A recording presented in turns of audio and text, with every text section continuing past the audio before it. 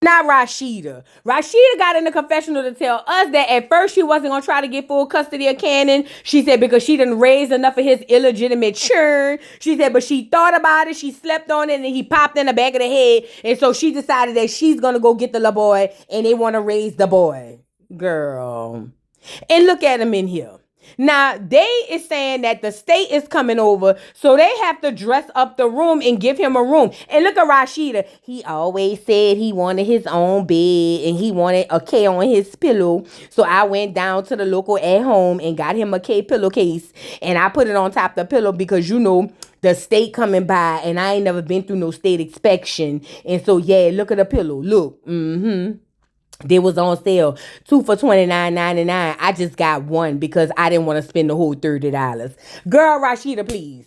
Girl, first of all, he 8 years old. He just not getting his own room. Where he be sleeping when he come over there? Oh, my bad. They said, I didn't say it, that the baby don't even be over there. They said the stepdaddy be with the baby more than y'all, and I believe it. Y'all just not making him a bed. Girl, bye. And look at Adam's apple with the 3 earrings. Oh, yeah, because see, Jasmine, you know, I've been paying my child support and I take care of Cannon, but she want to take the money for herself and she don't want to care about the child. So I decided I'm going to just go get full custody. Girl, this ain't got nothing to do with nothing, but they don't want to keep paying child support. Now, do I think that Jasmine might be misappropriating the funds? Hell yeah. But this ain't got nothing to do with that. Him and Rashida could sit up there and say this till they blue in the face that they really want to put Cannon first and the girl not putting Cannon first and that's why y'all want custody. Girl, this ain't got nothing to do with that. Y'all want to get off of child support. But my thing is, why is the big problem? They say y'all got the Frost Bistro. Ain't nobody down there getting no waffles and wiggling over the waffles. What's going on? Somebody help me out. You feel me? But nevertheless, they are fighting for custody. I hope the judge says no. And you do know it's going to cost you more to take care of the baby in home than out the home, right? Oh, Rashida. Ladies and gentlemen, boys and girls, if you ever needed a photo of who not to be, what not to do, go ahead and print this up and put the picture of Rashida on the doggone refrigerator. It'll remind you every day you go to get you something cold to drink. Don't be as slow as this turtle right here. Girl, moving on. So now moving on, we got Sierra, face number 4, into the doggone confessional to tell us that she's meeting up with Rennie. They want to settle their differences. She said she ain't gonna lie. She felt some type of way that Rennie wouldn't choose her to watch the baby. She said, but she wants to talk to Rennie to see where Rennie head at and see if they can make amends. Well, this is not going to work, obviously, okay? Rennie hopped in the confessional and was like, listen, I know she feels some type of way about me playing a game, but it was just that a game. And at the end of the day, Sierra do be having Sierra commotion, but if I really needed her, I know that I can reach out to her and she gonna be there. So, girl, this is about to go left, and y'all already know how it goes, because in my opinion, Sierra a little slow. So anyway, this is the first thing I caught. When Rennie walked up to the table, Rennie was like, hey girl, what we doing? We dapping, we hugging, like, and she was like, oh, we hugging. But then I didn't too particularly like the hug. The hug wasn't given genuine. The hug was given, oh, we gonna hug because that's what we supposed to do, but that ain't really what I'm feeling. I don't like it, and I'm pretty sure Rennie felt it too. And plus, I don't like the way her face is peekabooing out the side of Rennie's hair. Almost scared a new face on me. But anyway, they sat down and basically Sierra was like, listen, I love you. You my friend. I've been there for you. You be there for me. She was like, but I didn't appreciate you saying that I had Sierra commotion and you wouldn't let me watch the baby. Rennie was like, girl, it was just a game and we was just playing, girl. I already told you that. You taking this too far. You're putting 20 on 10, girl. I know I could call you, but at the end of the day, you really do be having Sierra commotion. Like, it just is what it is. It's always something going on. Now, Sierra disagrees. But Rennie's just like, girl, it just is what it is. Like, it's not this big of a deal. Now, why Sierra brings it to the next level. I'm not sure, but Sierra tells Rennie that basically, I've been there for you, even though I wasn't there for the baby shower and I told you I was gonna do that. I've been there for you for all these other things, but I really feel like you don't be there for me. According to Sierra was like, girl, when your mama had passed, I came over there and you didn't have to ask me where I was. I just pulled up on you because I care. She was like, but when I was in the hospital, you didn't pull up on me. Now, Rennie's over there saying that she was pregnant, she was sick, she had a booking, and that's the reason she didn't pull up. But Sierra is still hinging upon this hospital visit she had when she wanted to go get a doggone leg tattoo. Sierra, hang it up, my love. Hang it up. You are not trying to compare that. I think that I'm with Rennie. She's using that to deflect from the fact that, girl, you are really not the friend that you say you are. In my opinion, Sierra does seem like the TV friend. Like, girl, they got cameras over there. I'm about to pull up on you. You know what I'm saying? Because according to Rennie said, girl, you only came one time and you never came back after my mama passed. So what is we saying? Long story short, they didn't get anything accomplished from that because Sierra is standing on her square that she always supporting other people and nobody came to this doggone hospital. Good. I don't know what else to say. Now, Sierra was like, girl, is we like cool now? And Rennie was like, girl, I don't know what we is. And I don't blame Rennie. Rennie feels like, girl, you keep bringing up my mama passing like you really, did me a favor or whatever. If you did that from the heart, don't keep bringing that up. And I'm with Rennie. Like, don't do that. No. You're not about to compare that to me coming to see you at the hospital with an aching leg. No, we're not doing that. So needless to say, nothing was done, no production or nothing productive came from this meeting, and it was all a bunch of waste of time. Let's move on. So now we at One Music Fest. I guess these heifers supposed to be out there to rock the vote, girl. I don't know. Rock the vote. Either way, they trying to get the people out there to vote. We got two couples here that's supposed to be the ones helping to get the people down here to rock the vote. Let's get them on here. We got contestants or couple number one. What's the lady name? Put it on them, make them wanna marry me. And her husband with 3 earrings, a hoof, and an Adam's apple, girl. I know you lying. Girl, can't nobody like Rashida nor Kirk with the 3 earrings tell me to do nothing about nothing. At all. Like, I'm of confusion as to why they even up here. I mean, I don't know what kind of influence they think Rashida and Kirk have, but they don't have whatever y'all think they have. So anyway, they doing the doggone interviews like, oh my God, you guys, thank y'all for coming out. Y'all need to tell these Negroes to get out and vote. And then Rashida and Kirk was like, yeah, get out and vote. Let your voice be heard. Cast your ballot and get a sticker and vote, rock the vote, vote or die, all of that, all of the voting stuff. And look at Kirk. Girl, y'all get influenced from anywhere. Hi, girl. Ow! And then the second couple we have is Collateral with his escort, Yandy Mandela. They have come into the vote or die thing. They want to come in and tell everybody that it's important they get out the vote. It don't matter if Collateral can't vote. That's not the point. She's saying that he's there to support her to tell you to vote because she can't help him vote because the nigga got his voting rights took when he put his mom up for Collateral, as he should not have them. You get it? So anyway, they do the interview and they like, so Yandy Mandela, what do you think about the kids and the people out here rocking their vote? So she opened her mouth and split her baby teeth to tell us that it is very important. It's extremely imperative that you get out and cast your ballot. She said, make your voice heard. She said, Collateral don't hear her, but she do want you to make your voice heard down to the ballot or whatever. And then look at Collateral. I could see him now taping Yandy talking about, I'm about to send this over to the dude, see how much I could get. Boom, boom. I might could get about a half. I don't know about a half, maybe a quarter. I might get a quarter off her. You know what I'm saying? Put her up. Then boom, after I put her up, get Junior off. You know what I'm saying? Because I know he on there. So I double back, make a play, come get Collateral Junior off and replace her.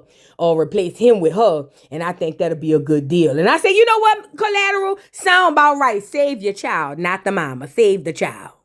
So now moving on, Saucy Santana has been selected to perform at the One Music Festival. It's hot outside. He got on corn chip shorts, coochie cutters with no cooch, and he's ready to go perform. But I ain't gonna lie, I had seen this video that Old Spice, regular Spice, not the Ice Spice, that she did, and she said that Saucy, he stank. She said he's a big back bottle of Pepto-Bismol or something like that. And I can't help but unsee it. You know, I can't even unsee it if I wanted to. So I thought I'd decide to add a few sound bites from what Spice had said. I didn't say it. This is what Spice said, okay?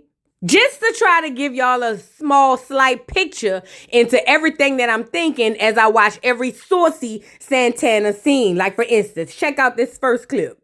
Me not really ready for you yet. I want to stay up on Saucy Santana. You see, you, Saucy Santana, will sit down right there, so. Me never know.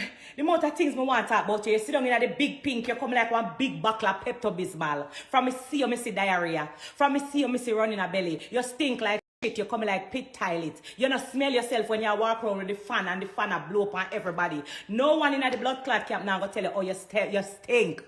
Latrine. You come like pit toilet. Stop calling me blood clot name in your mouth. Saucy Santana, you stink, you want beard. Nobody on the show no want to tell you, oh, you stink. You have on the clothes them and the clothes them too tight. Squeeze up. You come like one fucking stuffed turkey. Stop calling me name in your blood clot mouth. Because when me dey on the show, me talk Jamaican and them a delete out. When them a delete out, because them not understand. Make sure say somebody where Jamaican interpret this blood clot for you. You come like pit toilet. The one with the shit them still in it. You stink. Now, y'all heard what the girl had said. Now, somebody in the comments was like, can somebody interpret? Now, I ain't from Jamaica, but I kind of understand what she was saying. She said that Saucy stank. She said he's sweaty and he be going by the doggone fan and he be stinking and nobody on his crew want to tell him he smell like pig toilets or something like that. I don't know what that means. She said he funky, fat and funky, and nobody want to tell him, but she gonna tell him. Oh, and she also said, keep her name out your mouth. That's what she said. She said, and to the people in the bike who not gonna understand, somebody from Jamaica, go ahead on and translate for me, because he smell like pig toilets and he stink. Do you know this whole show? This the whole thing I kept hearing in my head this entire time.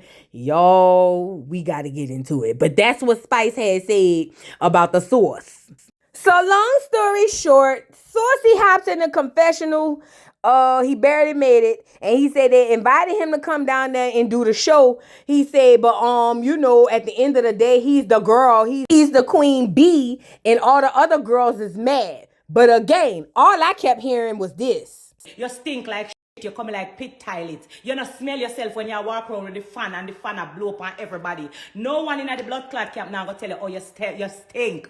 So now, girl, every time I see Saucy with that fan, I just can't help but be like, oh, Spice, you out of pocket for that. You know what I'm saying? It's embedded in my brain or whatever the case may be. And not the Pepto-Bismol, girl. So now Saucy was outside and it's hot outside. And so I know he's sweating all between his rolls and all of that. And he realized they ain't have a lot of people in the crowd. So Saucy was like, he not about to perform because they don't have a lot of people out there. And I said, You do what? You better get out there and perform, Saucy. Don't play with no us. Them people already paid you to sing 3 of your songs. So that's all you got anyways. Don't play with no us, Saucy. Get your big bike out there and perform. So now Saucy hits the stage. He ends up saying he not gonna mess up his bag because they done already paid him. So he gotta get out there and do what he gotta do. And he hits the stage. He got all the dancers, everybody dancing. The wind is blowing, the fans are on, and I just keep hearing this. You stink like shit. You come like pit toilet. You stink. Latrine. Girl, not the latrine, girl. But I see the wind blowing and the people is dancing, girl. They trying to not stand downwind. It looks like. I don't know this to be a fact. But Saucy, I don't know. I feel like you not escaping these rumors or the allegations. Look at the boy. He ain't even want to turn his face towards you. He turned his head the whole other way, hoping that the wind might pass him by. Oh, my God. Saucy, you be taking a bath before you go out there?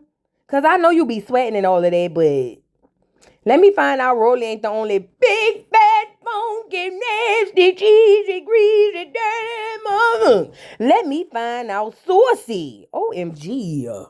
Nevertheless, let's move on. So now moving on, Jasmine hops in the confessional to tell us that she's meeting up with her mama and her ex-old man, Kanan's real father, the one who take care of him, to tell them that Kirk and Rashida trying to get full custody. She said, but they don't want no doggone full custody. She said, Kanan don't even be going over there. They just trying to take her baby so they could get off the child support. But she just want to run this foolishness by them to see what they have to say about this entire situation. Girl, this is a mess. This is messy, and I feel like I believe both sides. Like, I do. And look at Kanan with his real father. Wasn't they having a rumor out there that he was really the daddy? Girl, it's a bad thing when another man be in your child life more than you. Anyway, so Kirk says, not Kirk, girl. What's this girl named Rashida? Not Rashida, girl. What's the other girl? Jasmine sits down to tell them that Kirk had hit her up and went down to the courthouse and filed for full custody. She said her only problem is Kirk don't really want full custody because Kirk barely get the baby now. She said the baby done been over there. She can count on one hand his whole life. She said how they gonna want to all of a sudden file for full custody? It don't make sense. Now the ex-old man and the mama is looking the same way because the ex-old man said, I have Kanan more than Kirk. Like, I'm the one picking him up from school, dropping him off to school. I help you out more than anybody. So how is he going to turn around and come and try to get full custody? I understand the sentiments. But at the end of the day, you're not a biological father. So whatever Kirk do is on Kirk. You know what I mean? So him hearing that Kirk wants to have full custody of Kanan is kind of crazy to him because even though he's not the biological father, he has been the only father figure in Kirk's life, not Kirk Kanan's life. Let me say this. See, I've been saying this from the beginning. Kirk feel like as long as I pay child support, that's me taking care of my child. No, actually spending time with the child is fathering, not actively paying child support. Speaking of child support, according to Jasmine said he only paying $1,000 a month anyways. She said they agreed on another set dollar amount, but then he ended up reneging on that. And look at the mama. How is he gonna come in and get this baby? This baby don't even know him and Rashida. The baby don't even have a place to stay. Shut up, mama. You should. Her mama look young though, but shut up, mama. Stay out of it. I mean, yeah, stay out of it, girl. Let Jasmine handle her own business. Do you be having a baby? Anyway, so basically, they both perplexed as to how they could even fix their lips to even want full custody of this baby. Now, according to Jasmine, Kirk barely does anything. He does the very, very minimum as it pertains to this little boy. She said that basically she's stuck wagging with the whole bill as it pertains to the baby outside of the $1,000 that Kirk sent. He realizes this is a money grab, basically to take her coins up out of her pocket. Now, let me say this on you, Jasmine. You do seem like you scared to lose your child support. I mean, that's what it's giving. Kirk said that you want to use the child support for BBLs and all of that and for your own personal stuff, and he's not trying to take care of you. He's just trying to take care of Kanan. I believe there's some truth to that too, but I don't believe it's to the effect to where they want to take the baby. I think they're just trying to take this baby from them so that they don't have to pay child support. That's what I believe. But ultimately, old boy said he gonna go talk to Kirk and see if he could talk him out of going to get full custody because he want to be able to spend time with the child and all of that, girl. It's a mess. We'll stay tuned and be looking out for this. Let's move on. So now Sierra and the Bam decided to join faces and go backstage to check on Saucy to tell him he did such a wonderful job on stage. They say they didn't even smell him. So whatever Spice said is a lie. This is what they said. I didn't say it. So they was like, girl, yeah, you did a good show. Shout out to you. How do you feel? Wooty wooty wham wham, And look at Saucy with the fan. I swear I can't unhear it and I can't unsee it. You stink. Latrine. You stink like you're coming like pit toilet. Child. Anyways, so Saucy was telling them, it ain't nothing to a G. I am the queen. I said, the what? You mean like the king?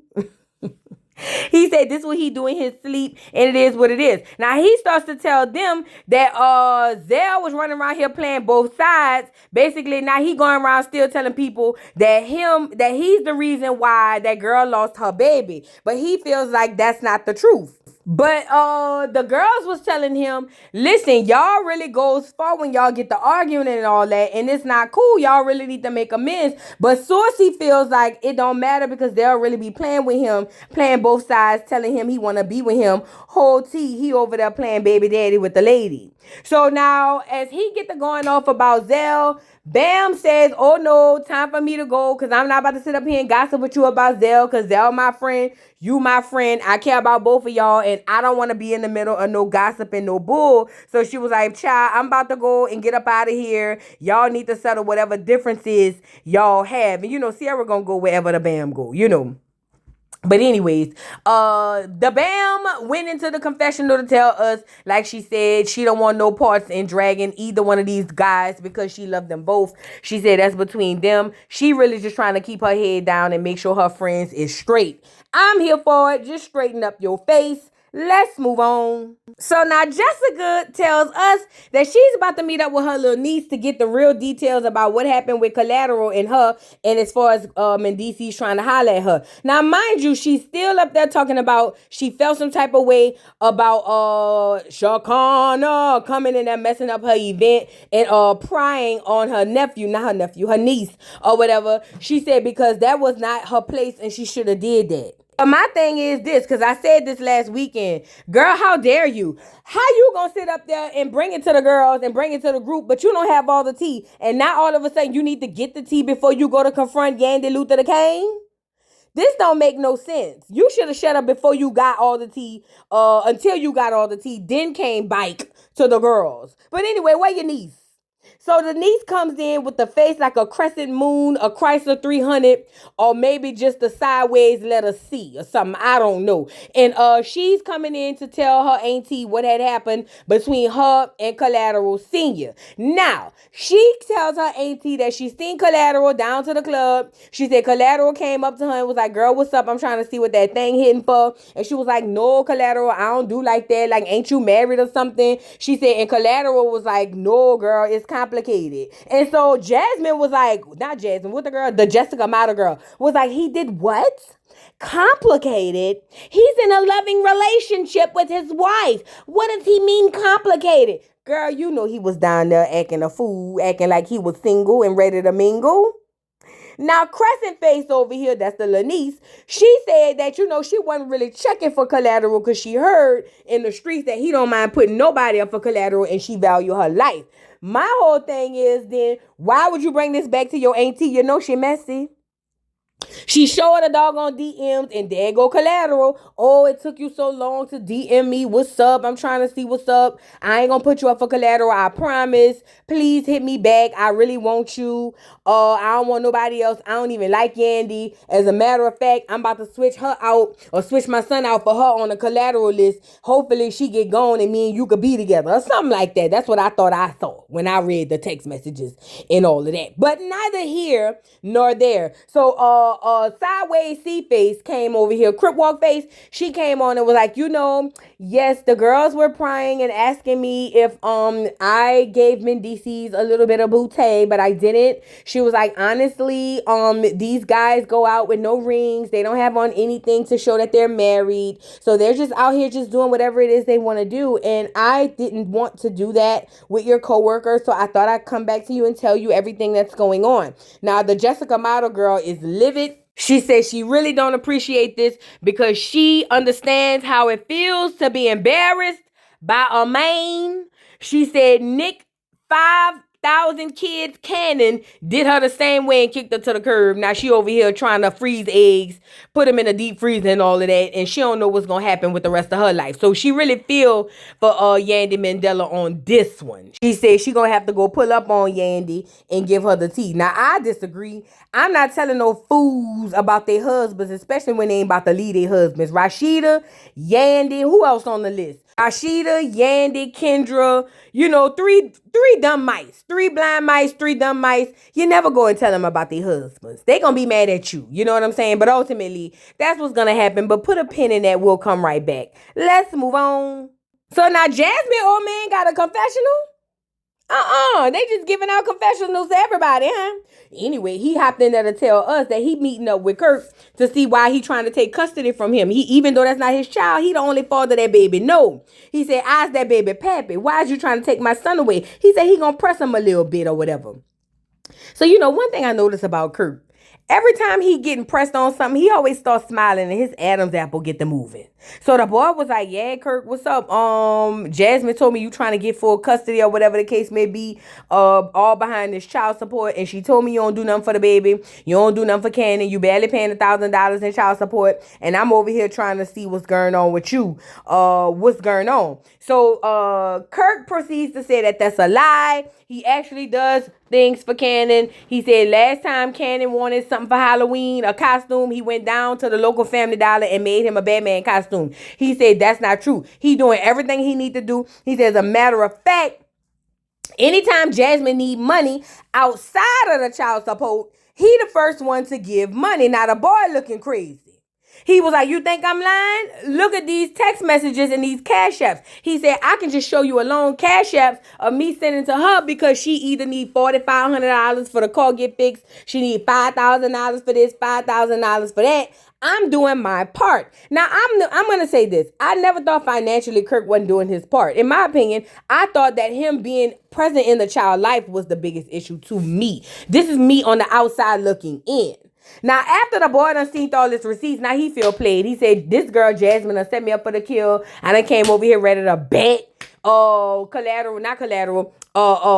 Kirk in one of his Adam's apples. And the whole time, the boy really is putting in a little coin." Now, don't get me wrong. He's still saying that Kirk ain't there physically, but financially, Kirk doing his part. But he feel played. He said he gonna end up going back to Jasmine and checking her about it because basically she sent them on a dummy mission. Duh. Now, 3 earrings crawled into the confessional to tell us he don't know why Jasmine sent her old man over there. It's nothing he gonna be able to say or do that's gonna make him stop petitioning for full custody. Kirk, them people not about to give you full custody, Fade. They not. Unless that lady on drugs or something, them people not about to give you no full custody. You're still gonna be paying child support, bro. That just is what it is. Just pay your little child support. Don't send her nothing on the side. Just pay your little child support and get your baby. How about that? It ain't about just paying. Get your son before he be calling that other man daddy. Adam's apple. Let's move on. So now moving on, Rennie wants to check on Saucy. She said he had posted some message on Instagram or something like that, basically alleging that his ex beat him up. And I thought it was Zell, but the whole time it was somebody else that he used to mess with. Let's get the message up here so we could see.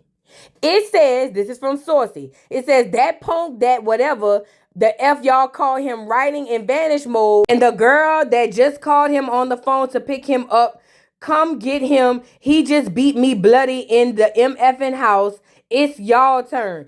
Before we get into this whole DV situation, Saucy has a thing with messing with men who like women. I don't know if that's what he prefer, and I just wanted to add that to it, but all the men that he date likes women. And I think that's a problem. I think that he shouldn't do that. But into the DV situation. Saucy is a victim of DV. Yes, the same-sex couples can experience DV. Yes, Saucy is built like a middle linebacker. Yes, Saucy looked like if he needed to pick up a refrigerator and put it on his bike, he could do it. But at the end of the day, he was beaten, and DV is no joke, and yay, he deserved, to be looked at as a victim. He just do. So they asking him what's going on. What's the girl? The Bam over there hugging him, and I'm saying, "Girl, what do he smell like?" Anyways, she was like, "We came to check on you. We saw your DM, and we want to make sure that you straight. We normally, keep in touch with each other, but you've been kind of quiet on ghost mode. What has been going on, and what is that about as it pertains to that post you made?" So basically, Saucy gets on here and tell us that he have an ex, not Sel, but it's another ex that he used to mess with that he normally be, spinning the block on. And the ex came to his house and was staying up in his house giving bum teas. And basically, he caught the boy on the phone or texting some girl on vanish mode on Instagram. What that mean? That mean the text messages go away fast. Anyway, he said when he caught the girl, he said, he caught the boy talking to the girl. He said that the boy got mad and beat him up. He was like, and he really not really with that. He said, but at the end of the day, the boy really thinks, talking about the ex, he really thinks that Saucy likes this type of stuff. So he asked the boy, what would make you think that I like that type of stuff? He said, I don't know, cause you want a real nigga. You don't want nobody who a pushover. He said, but at the end of the day, he really don't like that. He said he think it's because of his mouth and how he goes back and forth with people that the boy think that that's really what he like. He said, but he really don't like that. He didn't realize he was under a cycle of abuse. He said it be starting off with a little small stuff, and then next thing you know, it snowballs. He said that boy beat him up bad. Now, this is bad. Anybody who's having these situations, please seek help and leave immediately if you can. But ultimately, Saucy is really a victim in this situation because don't nobody deserve to get beat on. And Rennie has showed Saucy, because she said she been through the same thing, where her ex-old man had stabbed her and had her messed up. She said if the knife would have went any deeper, she could have bled out and not been here to raise her children. And she was just basically telling them, like, you got to be careful with that type of stuff because these dudes really start off slow, and then next thing you know, you full on in a whole DV relationship and don't even know how you got there. She was like, you need to leave him alone for good. You know, and she's telling him the honest to God truth. He really does need to leave this boy alone, whoever this boy is, because they think that hood stuff is love. And listen, DV isn't a hood thing. Let's really be clear about that. People of all walks of life suffer from DV. My whole thing is, as it pertains to the hood people who practice such things, they really do think that that's cute. And even Saucy said that it's not cute. He said that he had to tell him that that's not really what he wants. But ultimately, that's the relationship that he's in, okay? And I'm like Rennie. I felt bad for Saucy in this moment because he started crying because he don't know what love looks like. He really, at some point in life, thought that that is what love looks like. And he really realizing that that's not what it is. Somebody putting their hands on you is not love. That you got to love yourself more than that, than to allow something like that. And that is the God's honest truth. He said because he a man, people don't look at it as DV, but it really is DV. And that's exactly what it is. DV is DV. Don't matter if it's 2 girls, 2 boys. It don't matter. DV is DV. And I really felt bad for Saucy in this moment. The girls gave him a hug and told him that they're there for him. Hopefully Saucy don't go back and mess with this boy, because it sounds like somebody he been messing with on and off for years. And you know how it be. Niggas will come back and be like, I'm sorry, my bad. And then be back to the same old stuff the next time. Saucy, I hope that you move on and try to get some therapy to work through your situation, because there's something about you that's attracting these people and you need to figure that piece out. But yeah, anybody out there suffering DV, please call the helpline, girl. I don't know the number, but find it, girl. Find somebody. Call a friend or somebody, but get away from that situation because it's very dangerous. Now let's move on. So now moving on, Jessica put on a pair of jean drawers to go down there and tell Yandy Luther the King, a.k.a. Yandy Luther the Liar, a.k.a. Lucifer Yandy, that her husband was down there cheating, trying to mess with her little niece. She said she really don't want to tell her this, but she got to do it. So she sits down with Yandy. Yandy over there talking about they closing down a restaurant. Was that her or somebody else? Either way, she said, girl, what's going on? Now, mind you, she already have the heads up. You're not about to tell me that the other girls didn't go back and tell her that the niece said that Mendices was over there messing with her. Yandy is already locked and loaded and ready to lie for her husband because she don't want nobody to know that she's in a relationship by herself. So she was like, what's going on, girl? And so look at Jessica, you know, she's so dramatic. Oh my God, I hate that I have to come in and tell you this because I really value our friendship and I love love and I love marriage.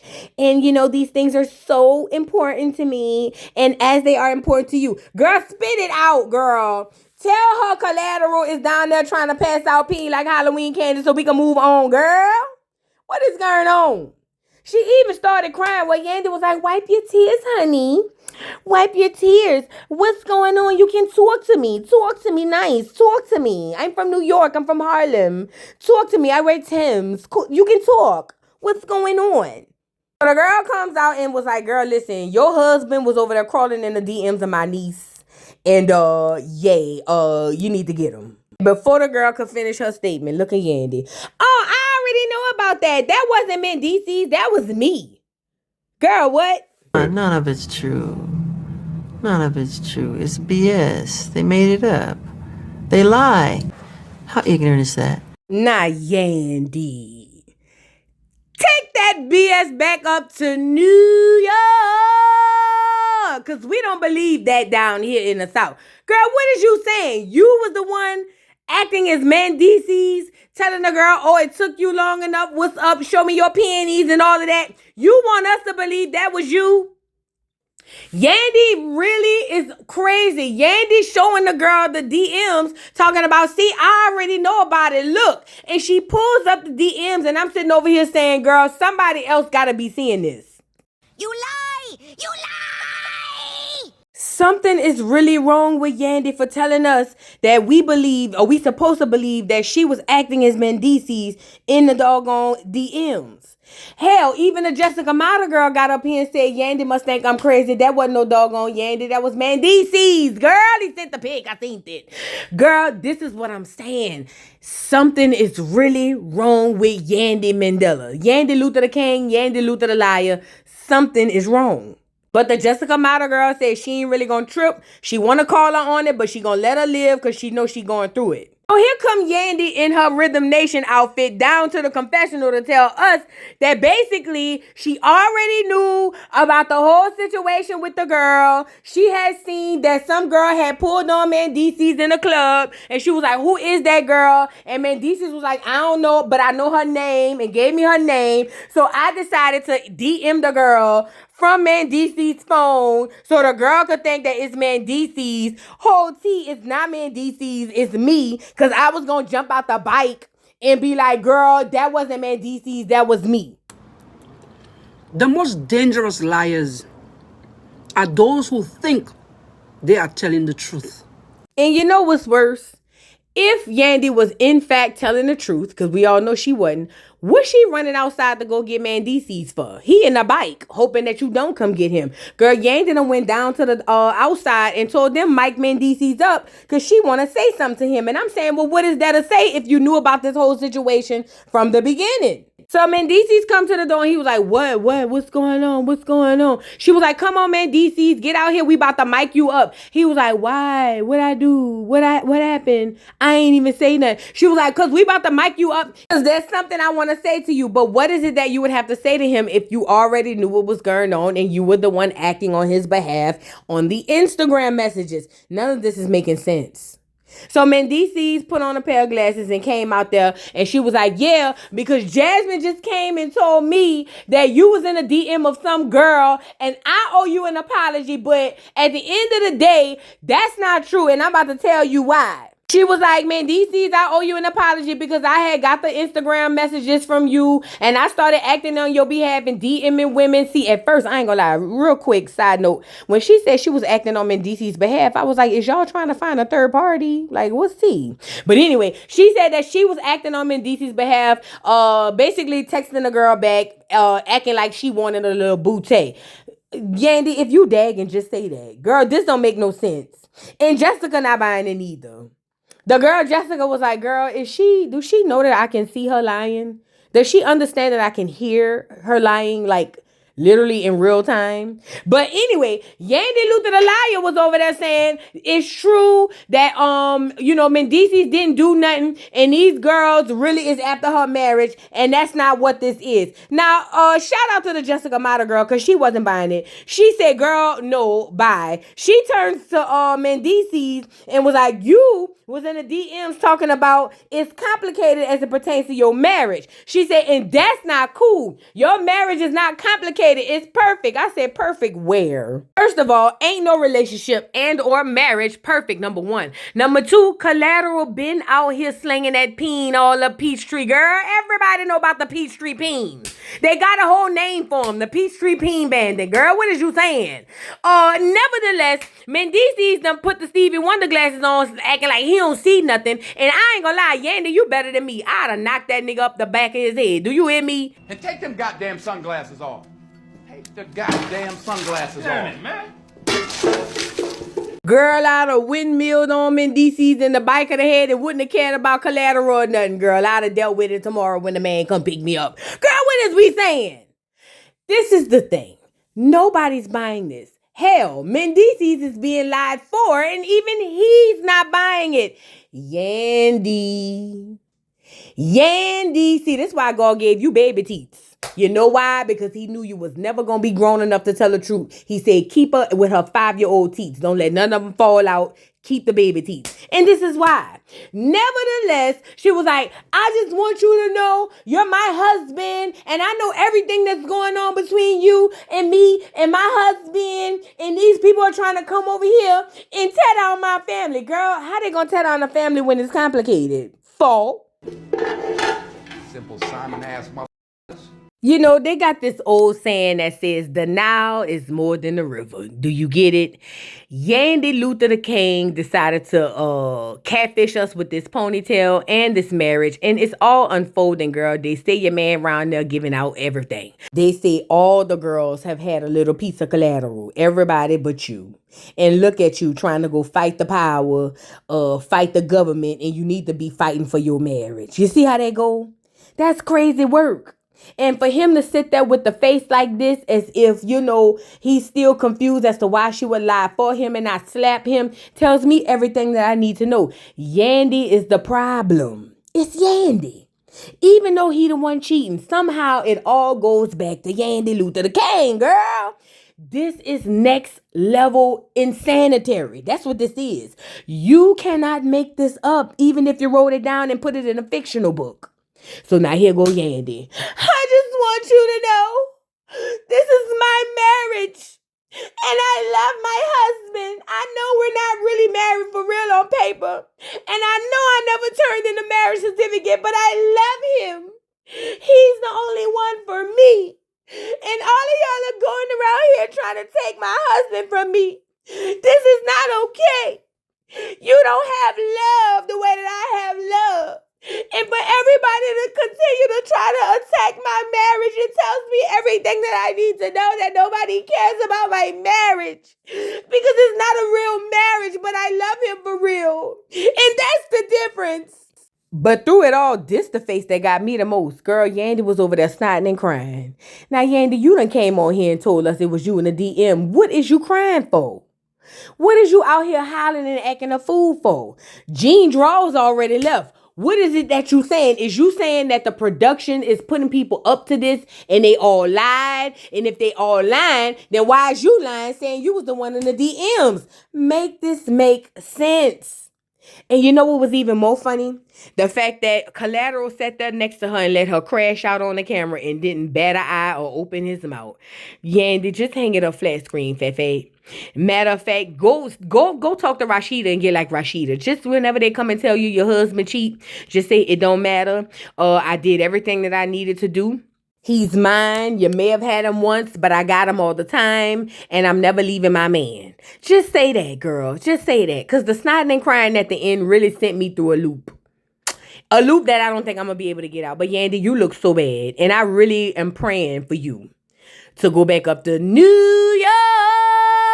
I've been on my knees ever since you come here, girl. Please, Yandy, for the sake of love and life, carry you and Mendices back up to New York. They don't even do a lot of collateral down here, no ways. I'm pretty sure he'd love to be back home. And anyway, that was the end of the story. What y'all thought about it? Y'all drop down in the comments. Don't forget to like, subscribe, hit the notification bell, my love. Don't forget to leave a comment. Like I said, and follow me on all platforms. And I'll see y'all later. Bye. Mr. Carroll, how you give the voodoo doll time to talk? I don't get no fucking time to talk. Who the voodoo doll is? The nigga you just had up here.